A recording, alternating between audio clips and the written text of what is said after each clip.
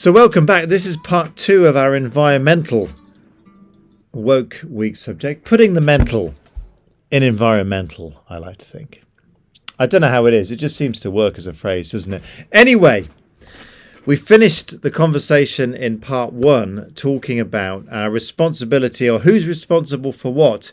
And I think we'd thought about the example of the oil companies. If there's an oil slick, whose fault is it? Who should pay to clear it? Is it government's fault? Is it the oil company's fault? Is it the fault of people that want to buy it in the first place? Because if people didn't want to buy it, they wouldn't be making it. Because businesses don't do stuff for fun. They do stuff because it makes money. And they do stuff, well, if I'm not prepared to pay that price, businesses will make shortcuts to get it to the price they want or to maximize their profits. And they want to maximize their profits by selling it cheap from a consumer's point of view. Anyway, it's all very confusing, isn't it? It's just that there isn't a simple solution. So anyone that comes to you with a simple solution, well, ask them to explain more precisely how that simple solution works. Because if there was a simple solution, people would do it. And I think, as we say quite regularly through the talk, if it's profitable, businesses will do it. And it is right that sometimes doing things properly is far more profitable than doing things improperly. Anyway, let's get back into the conversation. Otherwise, I'm going to be saying everything that we're going to be said, and we'll see where we are.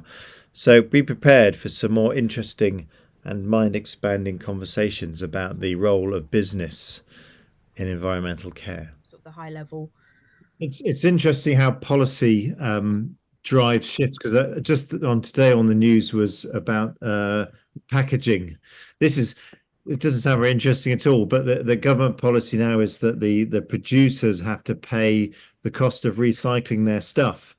And they're saying this is going to cost us phenomenally. And it's partly because we're used to this kind of cheap society where we just chuck stuff away. And it is, I do understand how that's going to be difficult for businesses that aren't set up for it. But in the long run, if we don't change, it's things are going to get worse, aren't they? So it is about really shifting, not just the minor stuff, but actually shifting the way we work. So if you're producing loads of glass as part of your business, you need to pay the cost of clearing it all up as well, which is because like oil slicks, isn't it? I don't know if there's an oil spillage where the governments pick up the bill for the cleanup or the people that made the mess. So partly it's being responsible for all the way through, isn't it? And business historically hasn't always done that. It's like, well, it's like the disposable vapes, isn't it? That cause all sorts of problems, let alone the health ones. But in going in the waste cycle and everything, and the government have to come and say, well, you can't. They need a law they need to legislate, don't they? They can't just say, well, stop doing it, because Yeah. And I think that's a really interesting point that is a big part of my role. So definitely down to business levels. So looking at, again, different car manufacturers and how much they want to take on, producing electric vehicles, changing what we call your own operations to basically exist as a company. Looking at clothes manufacturers, again, are they producing clothes with sustainable fabrics or less energy intensive processes? But one of the things that sort of enables all of these and sort of brings it all together is something that we call financed emissions. And it's a bit of a fancy term, but what it basically means is the emissions that are generated through a form of finance.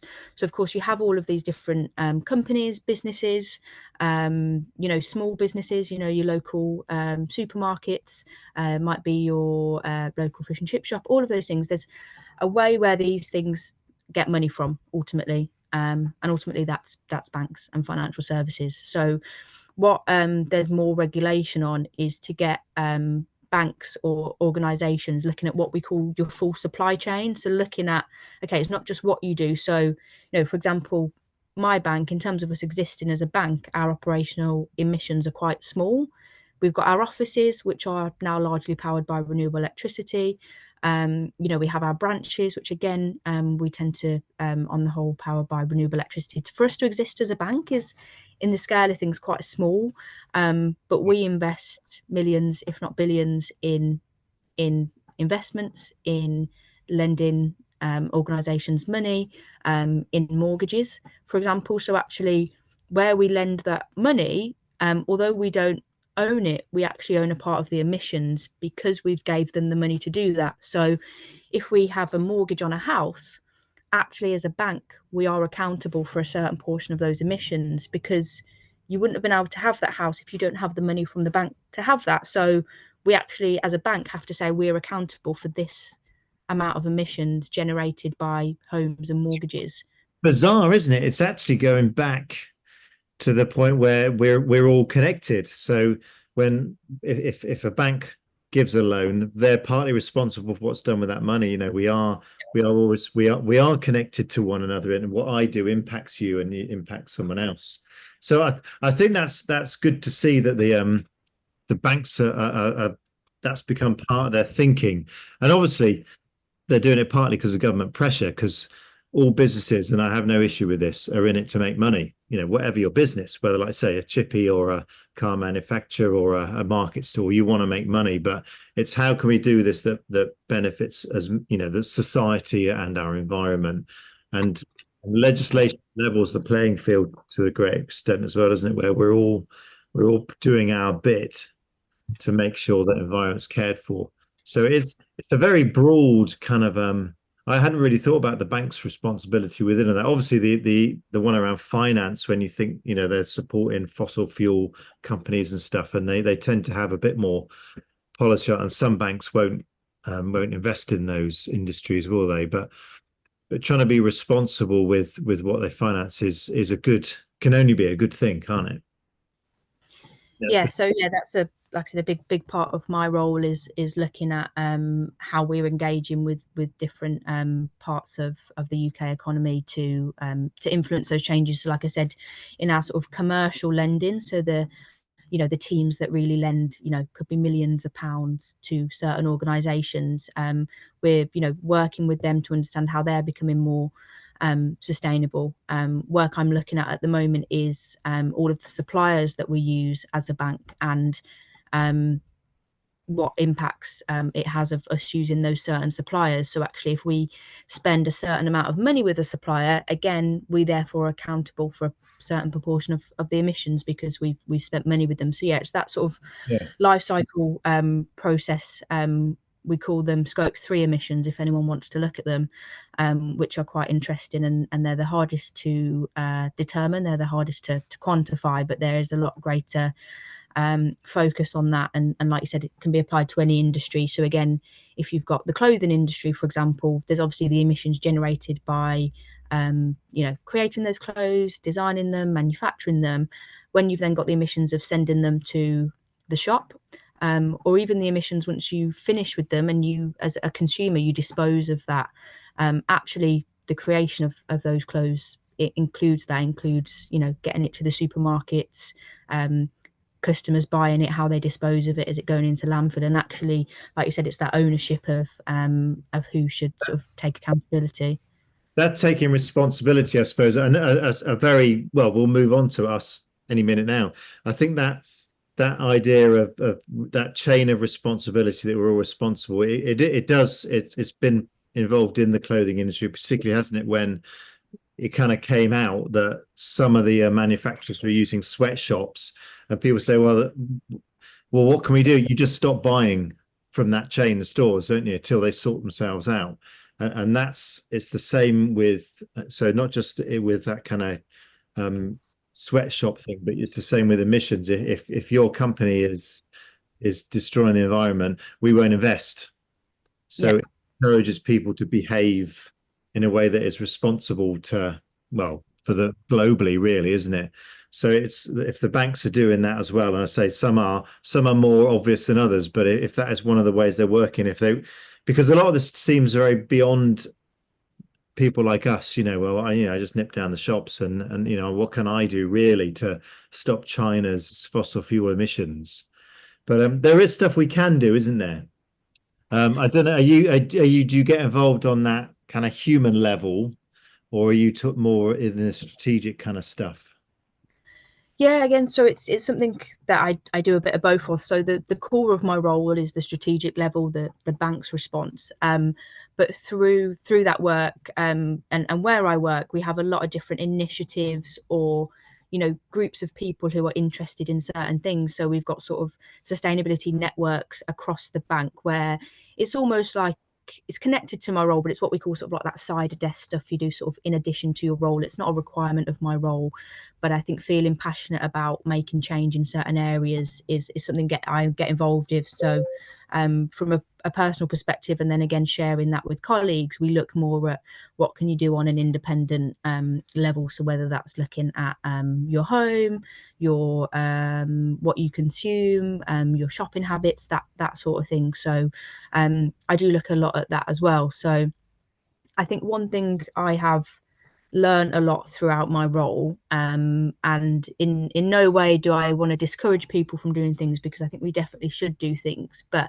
the things I've been talking about around the government, the policy, the banks, ultimately these are going to be some of the biggest drivers and influencers. And without them trying to do what they need to do, then that's what's going to cause a lot of the demand and the change of behaviors.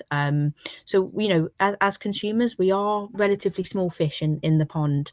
Yeah. Not that we shouldn't do anything, but also I feel like a lot of the time there can be a lot of pressures on individuals to do certain things. Or there's a term which I really hate, it's called climate shaming, which is say you're going on holiday and you're going to Spain, and people say, "Oh, well, you're going to fly to Spain, are you?" Well, yeah, I am, because I enjoy my holiday in Spain, and that's a part of my life. And I don't think that Yeah, yeah, um, and that can, yeah. yeah, that sort of nature of just blaming people for things and Yes. shaming people for that, I think that's not the way we want to go about it. I think it's realizing that, yeah, okay, I might not be the biggest player in the game, and I might not have the as much influence as a government or a big bank or a big investor or a big car manufacturer, but it's doing what works for you. So um it will really depend on your own circumstances and your own sort of lifestyle and what's important. And I don't want people to be giving up things that like their holidays or their car, because for some people that's what makes your life. It's perspective, isn't it, partly? And I think there is an element of if you just say it and never do anything, do you really mean it? I think that it's that two-pronged approach. One is the if there's a change in me, my behaviors will change, and the principles will make me write to my MP or talk to my council. If the recycling facilities aren't adequate, or if there's things, tree planting sort of policies and stuff. I will do both when I won't do that and then just have bonfires every night. It will impact everything I do, and I think Yeah, that when you see the truth of where a person's really coming from, they won't go and live in a hut in the woods. yeah. And I think one of the terms that I actually prefer to use, and I'm a big advocate of, is what we call your climate shadow. So this is what you leave behind. So um yes, for example, a great thing is there's a lot of the conferences. There's what's called a COP, a conference of the parties, that happens every year in different countries all over the world. And a lot of people travel to it, government officials, senior people in different organizations, and people say, well, isn't that counterintuitive? You'll fly into this conference that's on the other side of the globe, but actually the impact you might have from these discussions, the collective action, could be far greater than the emissions you create in that sort of return flight. So I think it's the same as an individual. A lot of my role is around educating others, and there's obviously changes I make in my day-to-day life, but the influence I have by sharing and educating others is probably far exponentially greater than me taking a holiday a year, for example. So I think there's a few key areas you can look at as an individual. Again, completely dependent on your preferences. I think the three big areas are transport. So again, can you walk to certain places or use public transport instead of a car? The second thing is fashion. So again, can you look at using more sustainable fashion? So potentially looking at secondhand items or items that will have a much greater, wear potential on them. And one of the biggest ones, which I think is quite interesting, because it's an industry that actually creates more emissions than the aviation sector. So everyone traditionally says the aviation, flying, is one of the worst emitting sectors. It is, but one of the sectors that actually creates more emissions than that is the food sector. Right. So food waste is a big contributor to emissions, both at an individual level, both at a restaurant, business level, supermarket level. So that's a big one. I think I've changed personally, because it's something you might not think about. You just might throw away food, or you overconsume, or you buy too much in the supermarket. You just I'll just pop it in the bin, but actually that's a big area. So That for was that, you can. quite a lot on Sunday when because we had a discussion about it as well, and that food waste is a major kind of, a significant proportion of it all, and it does make you think about waste, but also just from a cost point of view, particularly how things are at the moment. It's, I guess these things, you can either go, well, I don't think we should, and it's all a waste of time, but actually it's about living more carefully and more mindfully, isn't it, in every aspect. Yeah. Yeah, so it's the small changes. I think you can make a difference with. Those are the three sort of main areas of people's lifestyles. I think you Yeah. can look at. But I think food, clothing, and what was the other one? transport. Transport. So Transport. Again, I'm not going to say everyone should go and buy electric I vehicle, know because that. they're expensive. They're Yeah. expensive, right? It's about being That's not. when you do make choices in those areas, about is there a way that treads more gently on the earth, isn't there? And there are ways of doing that. And Yeah. and I think that the cliche is that people are just sort of party poopers that are into climate, and the environmental sort of protection. And that's not the case, actually, because the world belongs to all of us. So we all do our bit, don't we? I think.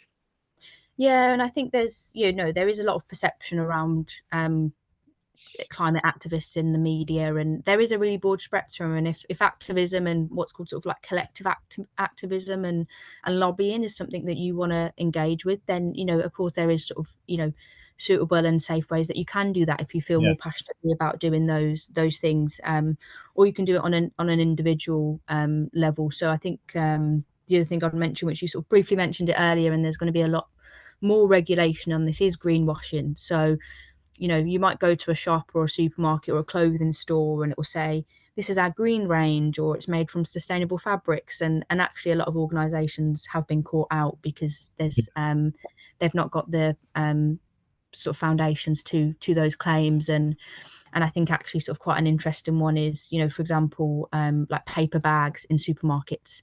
And actually sometimes the emissions process of and sort of water and energy used in creating paper bags is vastly greater than actually a plastic bag. So it's about as well, if you do see something that says it's green, it's sustainable, maybe do a bit of research, if you like, have a look into certain companies. And I guess the main thing I'd say on this topic is just educate yourself. There's a lot of people out there, or there's talks online, YouTubes, that really good people on social media that are passionate about this. And I think that will really help.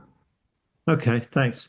That's been really interesting, and it's really interesting to get a perspective from someone like you that's involved in an industry that isn't environmental, but it is looking at ways of changing the impact it has. So I really appreciate that. It's been really interesting. Thanks, and it's good to see you. Well, good luck in the job. I know you've been there Thank you. so anyway, and Chris the cat's come to say good luck as well. But no, it's thanks for inviting me along to chat. If anyone does want to chat about it a bit more, then feel free to reach out. I'm always happy to have a conversation on it. But I think that's the main thing with stuff like this. I think it's great that we're just talking about it, because there's lots of pressures, things in the media. What's right? What's wrong? Is it me? Do I need to do the change? Whose problem is it? And just having these conversations, I think Yeah. will make a big difference. And I think us realizing that the small changes we can make, but making sure, holding our leaders to account is a key part of that, isn't it? Yeah, definitely. Okay. Well, thanks very much, Amy. It's great to see you, and we'll see you again soon. And thanks for watching, everyone. We're allowed to wave at this point, I think. Do we? Yeah. Bye. Thanks all. Bye.